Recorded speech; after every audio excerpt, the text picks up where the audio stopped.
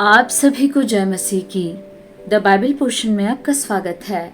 हमारा आज का वचन है दूसरा इतिहास की पुस्तक 24वां अध्याय वचन 14 से 27। जब तक यहोयादा जीवित रहा तब तक यहोवा के भवन में होमबलि नित्य चढ़ाए जाते थे, परंतु यहोयादा बूढ़ा हो गया और दीर्घायु होकर मर गया।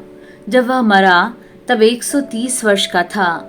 दाऊदपुर में राजाओं के बीच उसको मिट्टी दी गई, क्योंकि उसने इस्राएल में और परमेश्वर के और उसके भवन के विषय में भला किया था। यहोयादा के मरने के बाद यहूदा के हाकिमों ने राजा के पास जाकर उसे दंडवत की और राजा ने उनकी मानी। तब वे अपने पितरों के परमेश्वर यहोवा का भवन छोड़कर अशेरों और मूर्तों की उपासना करने लगे। अतः उनके ऐसे दोषी होने के कारण परमेश्वर का क्रोध यहूदा और यरूशलेम पर भड़का। तो भी उसने उनके पास नबी भेजे कि उनको यहोवा के पास फेर लाए, और इन्होंने उन्हें चिता दिया, परंतु उन्होंने कान न लगाया।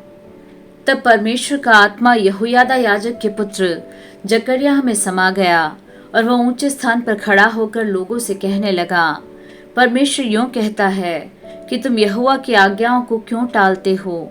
ऐसा करके तुम्हारा भला नहीं हो सकता। देखो, तुमने तो यहोवा को त्याग दिया है, इस कारण उसने भी तुमको त्याग दिया। तब लोगों ने उसके विरुद्ध द्रोह की गोष्ठी करके राजा की आज्ञा से यहोवा के भवन के आंगन में उस पर पथराव किया। राजा योआश ने वह प्रीति भूलकर जो यहोयादा ने उससे की थी, उसके पुत्र को घात किया।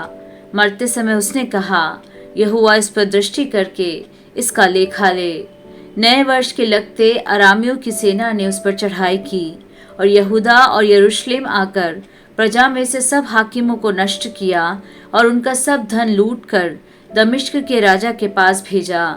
अरामियों की सेना थोड़े ही सैनिकों के साथ तो आई, परंतु यहोवा ने एक बहुत बड़ी सेना उनके हाथ कर दी, क्योंकि उन्होंने अपने पितरों के परमेश्वर को त्याग दिया था।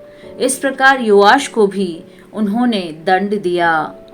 जब वे उसे बहुत ही घायल अवस्था में छोड़ गए, तब उसके कर्मचारियों ने यहोयादा याजक के पुत्र के खून के कारण उससे द्रोह की गोष्ठी करके उसे उसके बिछौने पर ही ऐसा मारा कि वह मर गया, और उन्होंने उसको दाऊदपुर में मिट्टी दी, परंतु राजाओं के कब्रिस्तान में नहीं।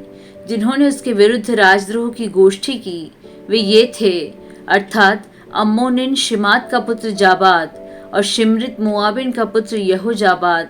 उसके बेटों के विषय और उसके विरुद्ध जो बड़े दंड की नबूवत हुई, उसके और परमेश्वर के भवन के बनने के विषय, ये सब बातें राजाओं के वृत्तांत की पुस्तक में लिखी हैं। तब उसका पुत्र अमस्याह उसके स्थान पर राजा हुआ।